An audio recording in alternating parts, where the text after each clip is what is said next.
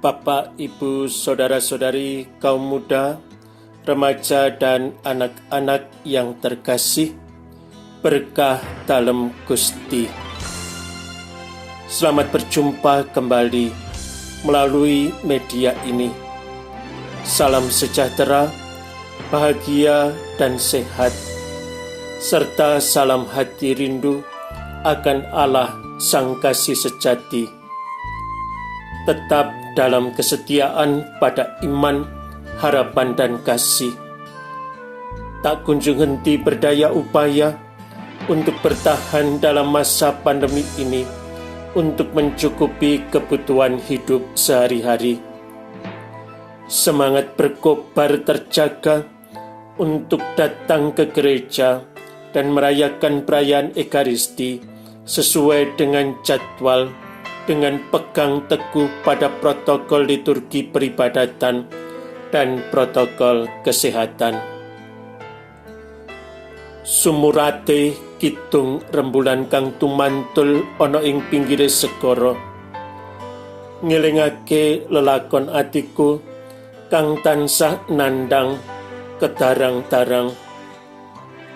Cembare rasa lan tresna sejati satuhu amung kanggo sliramu lan Gusti Allah.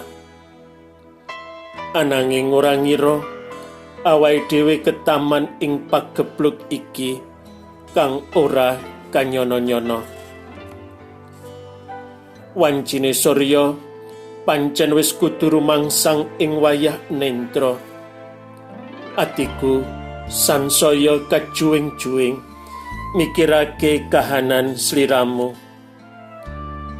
Tetesing eluh kang tumiba kumelun angambara ngebaki jagat.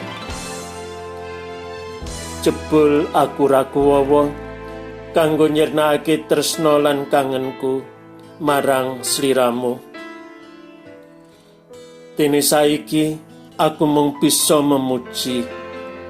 Muga Gusti Pangeran kang murbeng dumati maringono kegiatan lan kasabaran sarta pangarep-arep ana ing garis at. Panggah ing jati setya pangabdi lan netepi dawuh-dawuh dalem Gusti. Kita telah mengawali perjalanan retret ini sejak tanggal 17 Februari 2021.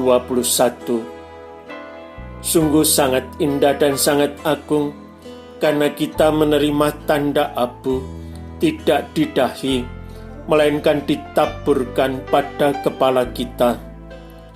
Perjalanan retret agung dalam mempersiapkan diri untuk mengenang dan merayakan misteri Paskah mencakup 3 unsur berikut, yakni misteri Paskah merupakan pusat misteri penebusan, sumber sakramen dan sakramentali. Misteri Paskah, terutama Trihari Suci, sengsara, wafat, dan kebangkitan Tuhan, merupakan puncak seluruh tahun liturgi. Misteri Paskah dipersiapkan selama 40 hari masa tobat dan dirayakan selama 50 hari masa Paskah.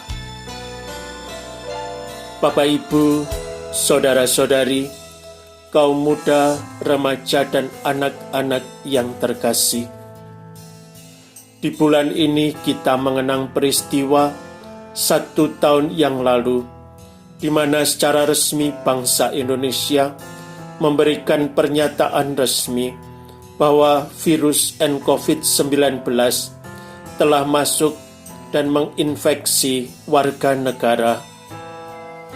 Tahun ini, 2021, masih memiliki cita rasa yang mendalam dan meninggalkan kesan yang tidak dapat dilupakan begitu saja. Karena di tahun ini masih ada sebuah tanda zaman yang luar biasa, menyentak, mengagetkan, dan membalikkan segala sesuatu dengan begitu cepat. Dalam keadaan prihatin yang mendalam di tahun ini, Di hari-hari ketidakpastian yang mendalam berkenaan dengan masa depan, kita mempersiapkan diri untuk perayaan tersebut. Seberapapun berat keadaan yang kita alami, kita tetap percaya bahwa Allah adalah kasih. Ini adalah tanda-tanda alam yang dahsyat. Dalam bimbingan Roh Kudus, kita harus mampu menemukan makna terdalamnya dalam rasa iman, sehingga kita tetap mampu memilih mana yang sangat berarti dalam hidup dan mana yang akan lewat begitu saja, mana yang penting dan mana yang harus dilepaskan karena tidak penting bagi hidup, serta menjadi momen indah dan krusial untuk kembali ke jalur hidup yang benar dalam hubungan dengan Allah dan sesama. Ada beberapa hal yang saya tawarkan untuk menjadi tawaran alternatif renungan menyambut misteri Paskah. Yang pertama, memilih yang benar dan baik tidaklah mudah. Cenderung memilih yang mudah dan menyenangkan. Ini adalah kesempatan untuk membentuk watak kita, watak memilih yang baik dan yang benar. Dalam hal ini, kita bisa belajar dalam kisah pengalaman iman diri penderita kusta dalam Markus bab 1 ayat 40 sampai dengan 45. Meskipun dikisahkan dalam kitab Imamat 13 ayat 1 sampai 2, dilanjutkan ayat 44 sampai 46 demikian. Selama ia kena penyakit itu, ia tetap najis. Memang ia najis, ia harus tinggal terasing di luar perkemahan. Di luar perkemahanlah tempat kediamannya.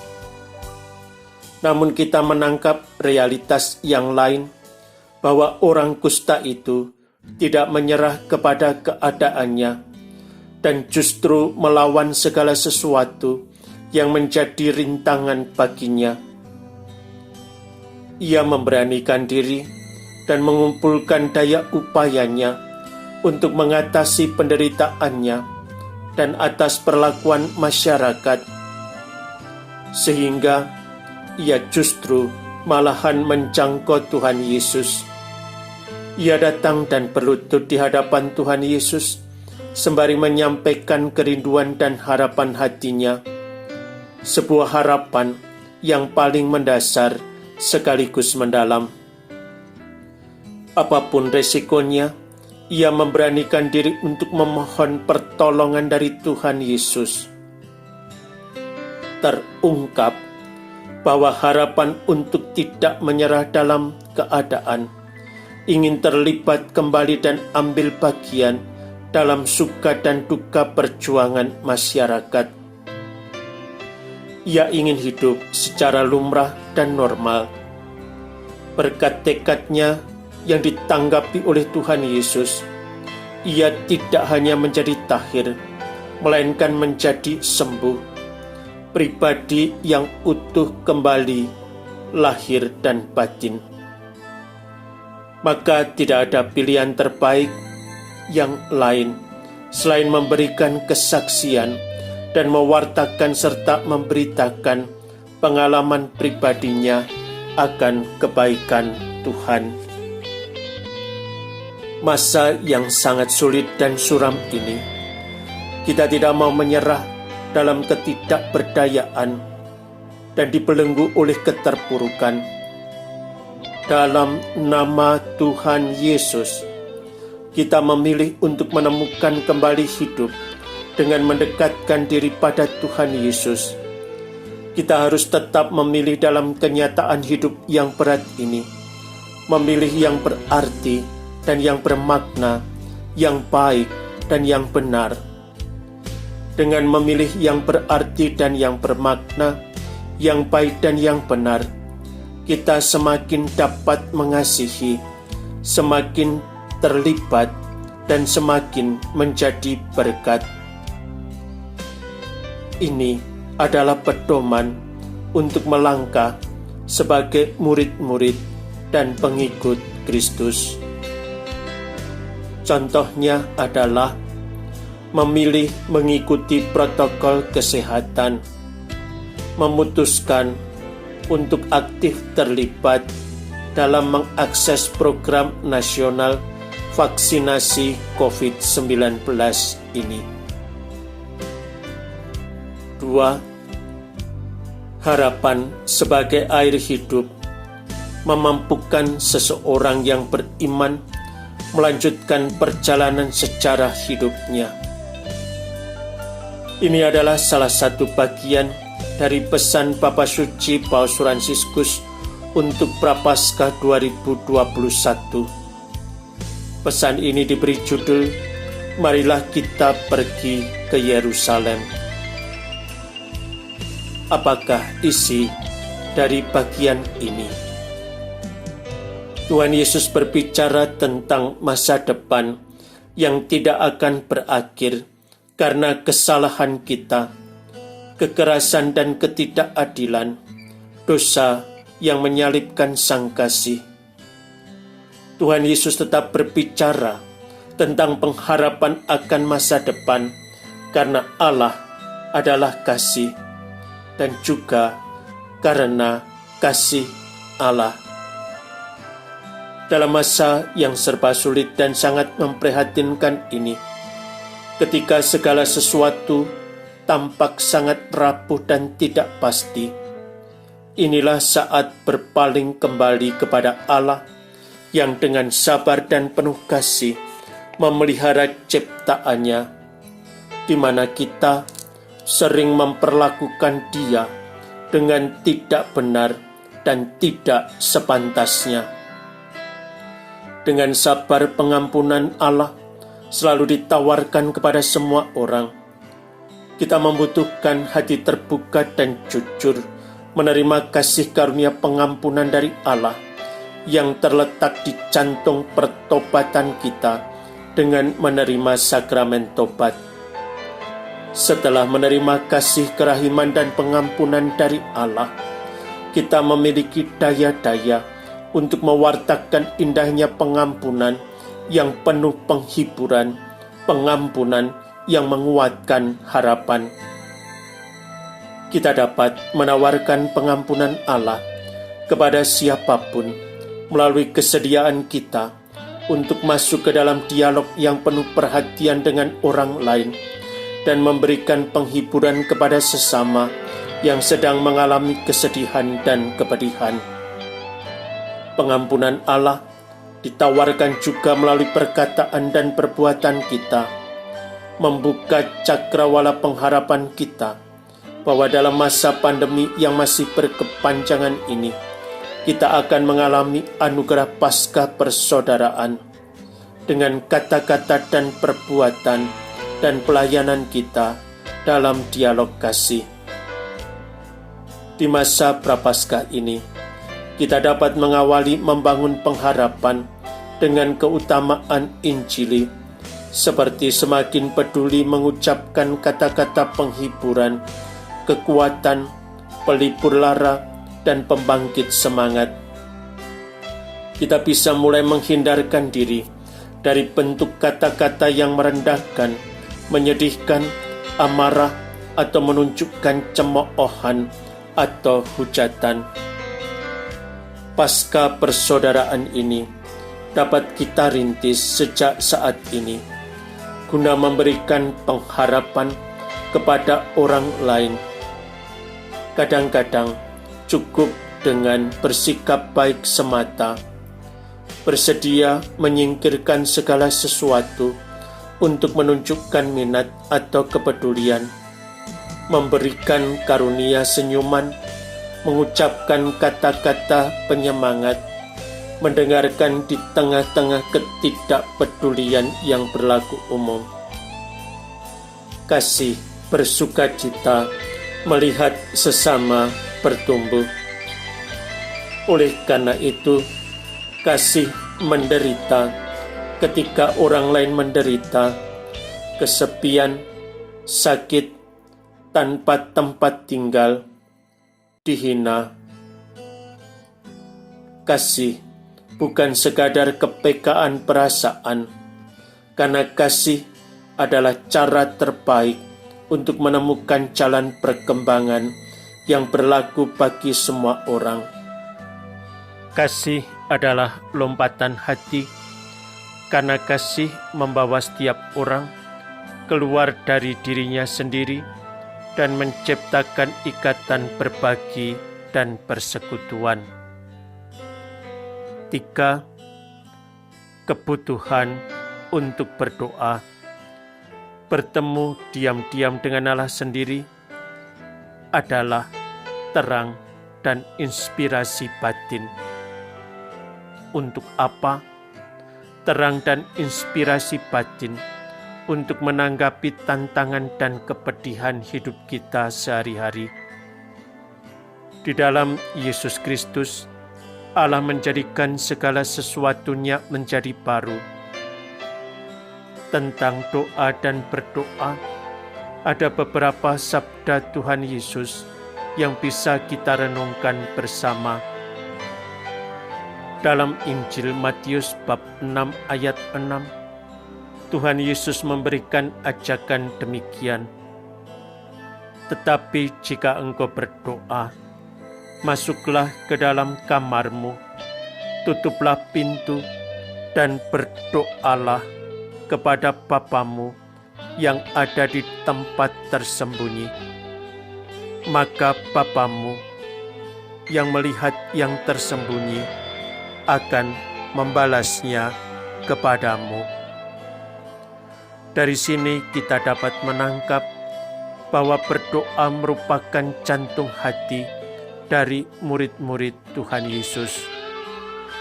Rasul Santo Paulus malahan mengatakan, demikian juga Roh membantu kita dalam kelemahan kita, sebab kita tidak tahu bagaimana sebenarnya harus berdoa, tetapi Roh sendiri berdoa untuk kita kepada Allah dengan keluhan-keluhan yang tidak terucapkan. Salah satu bentuk doa yang menjadi kekuatan hidup dari gereja adalah doa Bapa Kami. Doa dan berdoa inilah yang akan menggerakkan kita bersama semakin memiliki kasih dan semakin mau mengikuti jejak Kristus dalam perhatian dan kasih sayang kepada sesama manusia sebagai ungkapan tertinggi dari iman dan harapan kita. 4. Kita kenang dalam kasih dan dalam doa penuh pengharapan mereka yang telah meninggal dan menghadap Tuhan. Semoga Allah dalam kerahiman tanpa batas menerima mereka. Bagi mereka yang saat ini sedang sakit, semoga disembuhkan oleh Sang Sumber kesembuhan sesuai dengan yang diharapkan. Marilah berdoa juga bagi petugas kesehatan dan relawan yang menjalankan tanggung jawab mereka dengan mengambil resiko yang tidak kecil bagi diri mereka sendiri dan bagi keluarga. Semoga mereka menuntaskan perutusan berisiko dan berbahaya ini dan tetap dapat berkumpul di tengah keluarga ketika sudah menyelesaikan perutusannya. Marilah berdoa bagi para pemimpin agar menemukan kebijaksanaan ilahi dalam merencanakan pengendalian dan pembasmian penyebab pandemi ini. Juga menentukan jalan yang terpuji dan mulia untuk memulihkan kehidupan dari berbagai sendi dan segi kehidupan manusia yang sangat kompleks ini. Tidak lupa pula kita berdoa, mohon pertolongan dan penyelenggaraan kasih Tuhan dalam program nasional vaksinasi COVID-19 ini. Semoga segera bisa menjangkau seluruh insan bangsa ini. Bapak, Ibu, saudara-saudari, kaum muda, remaja dan anak-anak yang terkasih, semoga masa 40 hari ini akan mengantar kita semua memasuki tanah perjanjian, yakni Golgota, di mana karya penebusan umat manusia menjadi nyata, terbukti kebesaran dan keagungannya. Bapa Suci Paus Fransiskus mengatakan bahwa puasa, doa dan sedekah seperti yang dikhotbahkan oleh Yesus memungkinkan dan mengungkapkan pertobatan kita. Jalan kemiskinan dan penyangkalan diri, yakni puasa. Kepedulian dan kasih sayang kepada orang miskin, yakni sedekah. Dan seperti anak-anak kecil, berdialog dengan Bapa, yakni doa. Ini memungkinkan kita untuk menjalani kehidupan dengan iman yang tulus, harapan yang hidup, dan memberlakukan amal kasih.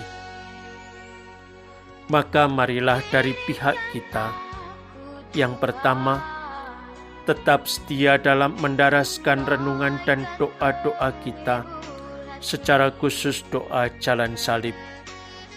Membaca renungan harian Prapaskah, di mana di tahun 2021 ini mengambil tema bertumbuh dalam Kristus dan berbuah dalam kasih. Yang ketiga, amal kasih dalam bentuk dana APP tetap menjadi sarana untuk bina solidaritas dan berbagi cinta kasih. Yang keempat, merayakan sakramen tobat yang akan dirayakan dan diterimakan dalam bentuk absolusi umum. Semoga kita semakin bersemangat dan hati kita berkobar-kobar untuk menghidupkan kembali iman yang berasal dari Kristus, yang sengsara, wafat dan bangkit serta naik ke sorga, duduk di sebelah kanan Allah Bapa. Menghidupkan kembali kobaran api harapan yang diilhami oleh nafas Roh Kudus, seperti pengalaman iman dari para rasul ketika mereka menerima karunia Roh Kudus atau saat Pentakosta, dan menghidupkan kembali kasih yang mengalir dari hati Bapa yang penuh belas kasih dan pengampunan. Tetap dalam kewaskitaan, taat dan disiplin pada 5M. Memakai masker, mencuci tangan dengan sabun dan air mengalir, menjaga jarak yang sehat, menghindari kerumunan atau keramaian yang tidak perlu, dan membatasi diri dalam mobilitas atau pergerakan diri. Janganlah lupa jaga kebersihan, jaga kesehatan, dan jaga keamanan. Allah Tritunggal Maha Kudus, Sang Penyembuh dan Sang Pelindung sejati, senantiasa melindungi, memulihkan, menyembuhkan, dan melimpahkan berkat cinta kasih-Nya, Bapa dan Putra dan Roh Kudus. Amin. Bedono 18 Maret 2021. Salam, doa, kasih dan berkat melimpah dari Allah. Sehat-sehat selalu dan berkah dalam Gusti.